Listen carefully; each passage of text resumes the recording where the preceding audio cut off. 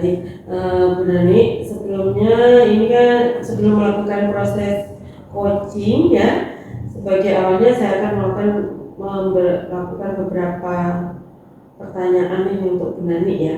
Iya, siap. Pertama, ini saya akan mendiskusikan tentang rubrik penilaian kita hari ini.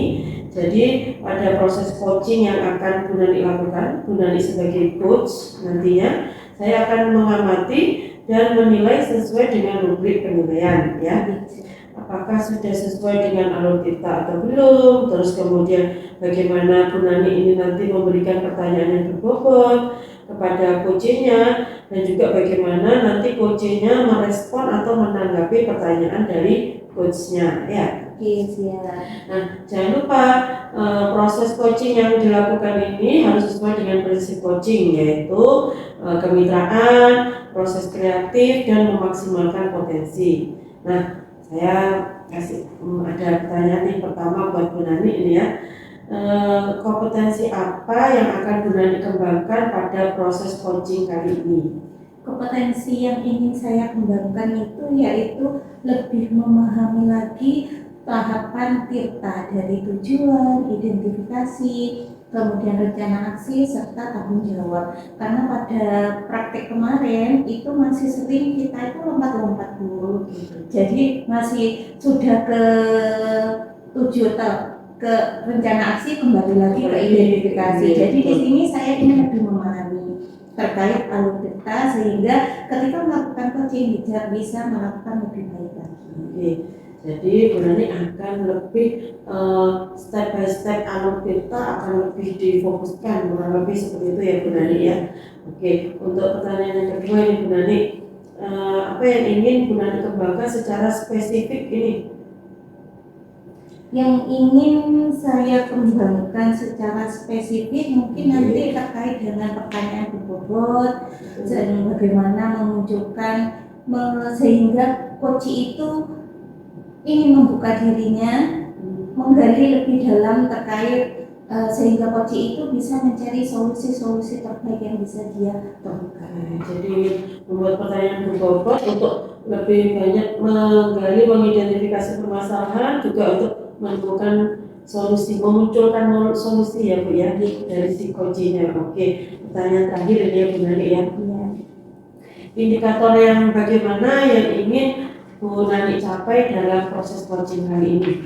Indikator yang ingin saya capai itu yaitu coach itu dapat menemukan solusi dari permasalahannya. Kemudian langkah-langkahnya itu sehingga langkah-langkahnya itu runtut gitu, jelas gitu, sehingga coach itu nanti di sini bisa mengaplikasikan sendiri untuk menyelesaikan problem matematikanya sendiri. Oke, baik sekali. Jadi Bu Nani akan mulai mengarahkan si coach ini menemukan solusi, tapi solusinya yang runtun ya, runtun sehingga step by step permasalahannya bisa teratasi. Oke, baik sekali Bu Nani. Rencana untuk proses coachingnya, saya harap proses coachingnya berjalan dengan lancar sehingga Bu Nani bisa membimbing si coach menemukan atau menggali solusi dari permasalahannya si coach ini. Oke, kurang lebihnya seperti itu dari saya Bu Nani. Terima kasih dan Assalamualaikum warahmatullahi wabarakatuh. Waalaikumsalam warahmatullahi wabarakatuh. Assalamualaikum Bu Risa. Waalaikumsalam Bu Nani. Iya hebat, jelas sekali ya sebelumnya hari ini ya Bu ya. Ya alhamdulillah Bu. Ya bagaimanapun keadaan dan kondisi kita harus selalu tetap tersenyum sehingga membawa energi positif ya ke siswa kita. Oh ya Bu Risa ya, pagi tadi Bu Risa sempat menemui saya, katanya mau ngobrol Bu. Mohon maaf ya Bu, saya itu baru sempat sekarang karena dari tadi pagi itu ada jam mengajar, jadi baru sempat menunggu Bu Risa. Oh iya Bu Nani, tidak apa-apa Bu Nani ya, saya terima kasih sekali sudah meluangkan waktunya. Saya tahu sekali Bu Nani punya jam mengajar lumayan banyak. Oke Bu Risa, sebelumnya kita mulai obrolan ini, kita fokus dulu ya Bu, supaya obrolan kita itu lebih terarah. Katanya tadi pagi itu kan ada Bu Risa bilang ada yang mau dibicarakan, kira-kira ada Bu Risa? Ya betul Bu Nani, tadi saya itu bingung karena saya agak cocok gitu loh dari informasi saya hadapi, saya dari Bu Nani, tapi Bu Nani tidak ada. Alhamdulillah Bu Nani bisa hadir di sini. Gini Bu Nani, saya ini bingung kalau boleh saya tunjuk aja Bu Nani ya. Jadi akhir-akhir ini KBM saya Bu Nani, motivasi belajar anak-anak terhadap KBM saya itu tidak terlihat Bu. Jadi akhir ini KBM saya itu motivasi belajarnya tidak terlihat Bu. Gitu. Jadi seolah-olah siswa saya itu yang penting sekolah, masuk kelas dulu, dan ikut pelajaran itu hanya sekedar mengumpulkan kewajiban. Nah, di mana bisa dilihat dari indikator tujuan pelajaran yang saya buat dan dari asesmen sumatifnya masih ada berapa persen yang belum mencapai targetnya. Nah, seperti itu Bu. Jadi saya bingung gitu Bu Nani, apa yang harus saya lakukan? Makanya saya ingin cerita-cerita ke Bu Nani. Saya ingin bisa menemukan jalan keluar dari permasalahan saya dalam. Berdasarkan apa yang sudah diuraikan oleh Bu Lisa, di sini Ibu merasa bingung karena siswa Bu Lisa itu hanya menggugurkan kewajiban hadir di kelas tanpa mereka tidak mengetahui perannya bahwa mereka itu di sini belajar itu suatu kebutuhan, begitu ya Bu Lisa? Iya betul benar. Oke, mari sebelum kita obrol lebih jauh lagi, nah di sini harapan dari Bu Lisa sendiri, apa yang akan kita hasilkan dari yang kita bicarakan hari ini?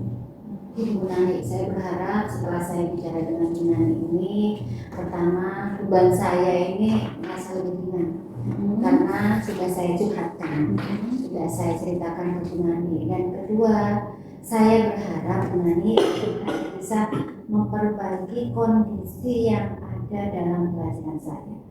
Jadi bagaimana saya bisa menghadirkan motivasi dalam diri siswa dalam belajar yang tentunya akan berimbas pada capaian tujuan pembelajaran yang saya ampu.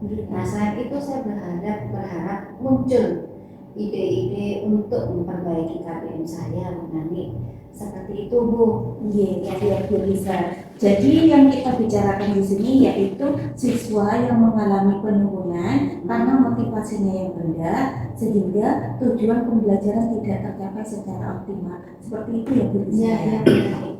Iya. Kalau begitu kondisi ideal seperti apa yang Bu Lisa inginkan untuk meningkatkan motivasi siswa? Kondisi ideal yang saya harapkan dan mungkin semua guru ya yang mengharapkan seperti itu juga, yaitu setiap siswa bisa hadir penuh pada saat pembelajaran saya, aktif dalam KBM, baik literasi, diskusi, terutama dalam penugasan. Dan namun kenyataannya jika sudah penugasan di rumah Bu Nani, mungkin faktor jam sekolah yang di SMA sampai sore ya, sehingga siswa itu sudah capek. Dan ketika di rumah sudah malas untuk mengerjakan tugas. Nah, idealnya saya ingin siswa saya tahu bahwa belajar itu adalah kebutuhan mereka sehingga memiliki motivasi yang penuh untuk mengikuti pembelajaran saya. Iya, betul sekali ya Bu Lisa ya. Memang itu kondisi ideal yang diharapkan oleh Bu Lisa dan mungkin saya juga mengharapkan kondisi ideal seperti itu. Bagaimana mereka itu menghadirkan motivasi bahwa belajar itu suatu kebutuhan, seperti itu ya Bu Lisa ya. Iya betul ya. Jadi kalau boleh saya perkirakan sesuai yang saya alami ya seperti itu Bu Nani. Jadi harapan saya anak-anak itu bisa termotivasi, jadi dia bisa giat dalam pembelajaran saya. Melihat kondisi ideal yang disampaikan oleh Bu Lisa, kondisi saat ini kalau di skala dari 1 sampai 10, kondisi saat ini itu berada di angka berapa Bu Lisa? Ini Bu Nani, kalau boleh saya perkirakan sesuai dengan apa yang saya alami, sepertinya itu masih di angka 6. Berarti di angka 6 ya Bu Lisa. Mungkin bisa dijelaskan alasan Bu Lisa memilih angka 6 itu? Ya, ini jelas sekali terlihat dari saat pembelajaran. Jadi saat pembelajaran saya, siswa itu diam Bu Nani. Jadi tidak ada respon apalagi memberikan umpan balik. Sehingga membuat saya itu bingung. Begitu pula saat kegiatan kelompok yang aktif dominan itu hanya beberapa anak. Sebenarnya harapan saya itu semuanya aktif. Jadi walaupun tidak semua lah, mungkin sekitar 60% motivasinya masih bagus dan sisanya itu masih belum. Namun kita sebagai pendidik dan tugas kita untuk menuntun, mengarahkan, mendidik bukan hanya mereka yang semangat belajar, tapi semuanya. Artinya saya mengharapkan itu semua anak itu termotivasi dan aktif, interaktif dalam pembelajaran saya dan termotivasi, sehingga dia itu butuh sekali terhadap pembelajaran saya. Gitu. Oke, benar sekali ya Bu ya. Kalau berdasarkan situasi yang sudah digambarkan oleh Bu Lisa, dari angka 6 untuk menjadi ideal, kira-kira target dari Bu Lisa di angka berapa Bu? Saya itu menginginkan paling tidak di angka 8 menit. Tadi dari yang saya sampaikan di angka 6, jadi saya inginkan di angka 8. Setidaknya itu ada perbaikan dari yang saya upayakan. Oke, siap. Berarti angka 8 itu sudah cukup bagus Bu. Jadi ada kenaikan dari angka 6 menuju angka 8. Untuk mencapai angka itu, kira-kira apa saja yang bisa Bu Lisa lakukan? Ya. Sebenarnya ini saya masih bingung Bu Nani ya. Jadi makanya saya ngobrol dengan Bu Nani. Namun saya juga punya gambaran Bu Nani, punya gambaran-gambaran. Selama ini saya hanya mengadakan pembelajaran yang normatif saja. Jadi setelah saya belajar di PMN, IHT bersama ini Kombel, bersama MTMP, kemudian ketua Binet, mungkin nanti saya bisa menerapkan pembelajaran berdiferensiasi yang sekarang itu di kurikulum merdeka. Ya. Jadi mungkin dengan seperti itu mereka tidak, bukan sepenuhnya salah mereka. Ya, mungkin kalau saya refleksi bisa jadi ini pelajaran saya kurang menarik. Kemudian saya belum bisa menstimulus mereka dengan secara aktif ya, sehingga kebutuhan belajar mereka yang bermacam-macam itu tidak bisa saya wadahi semua.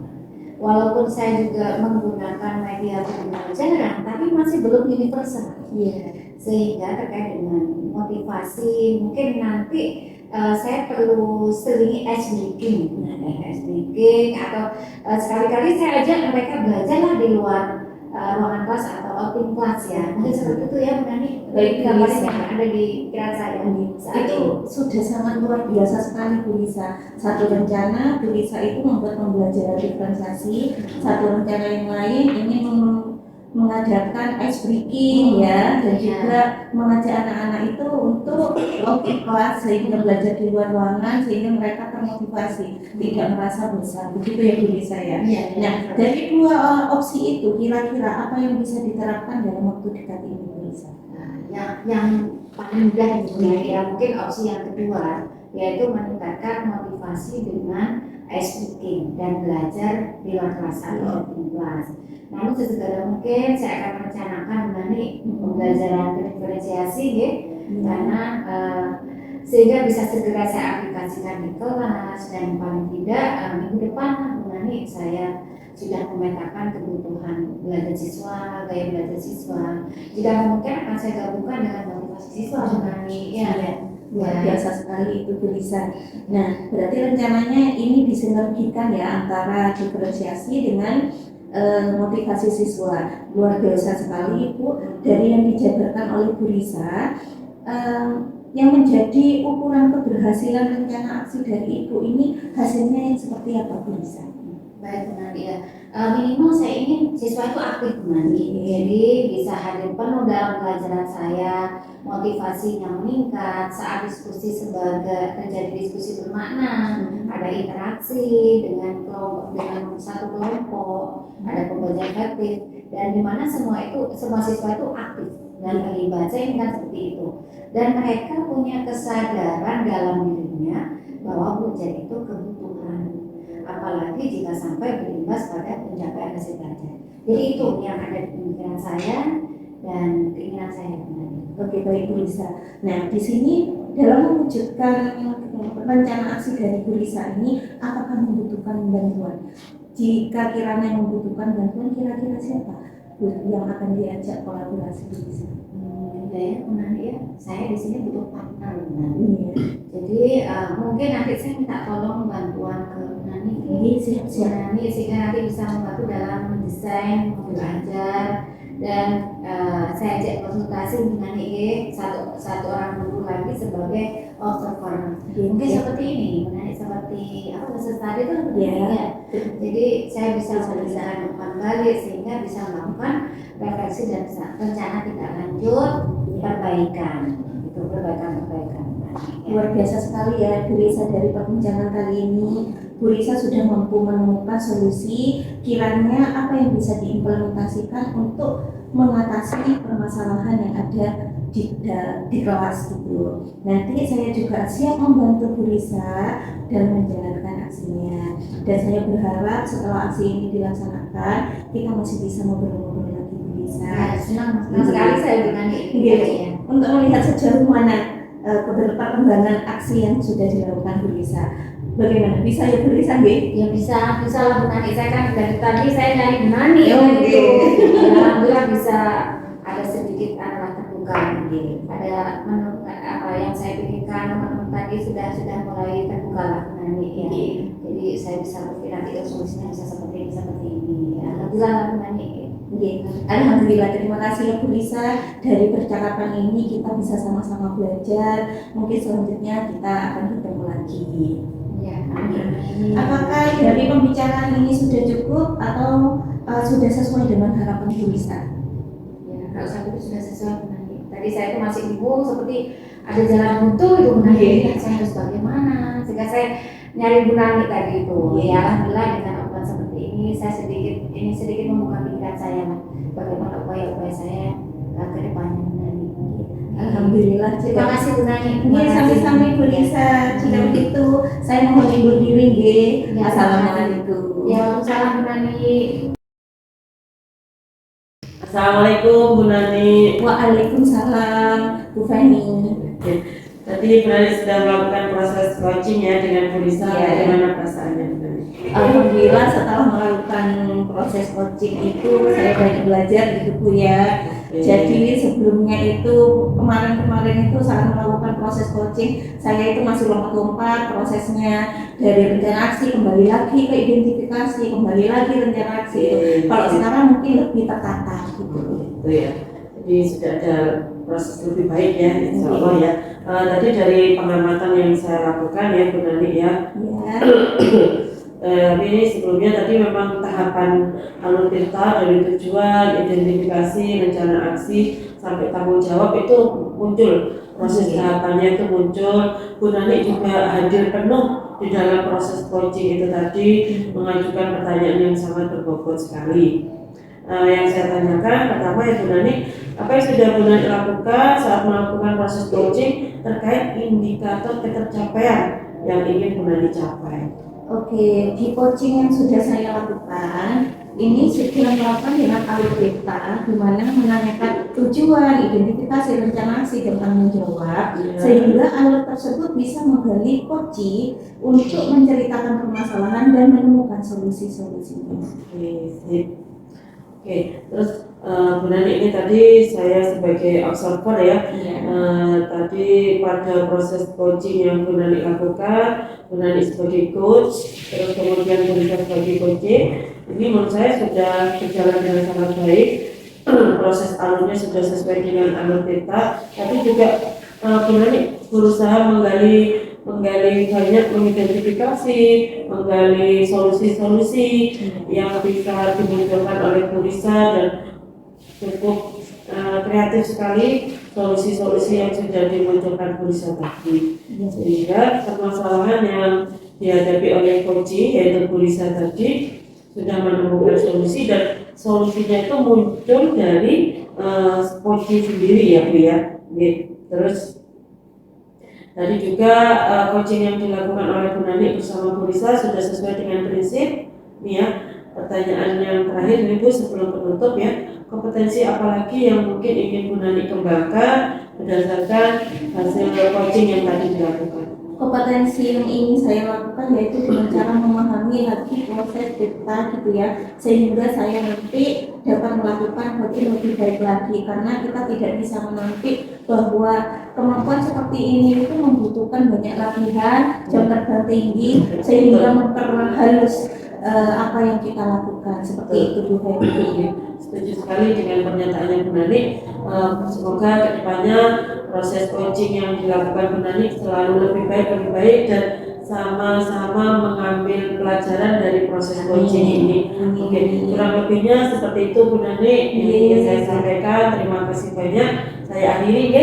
Assalamualaikum warahmatullahi wabarakatuh. Waalaikumsalam.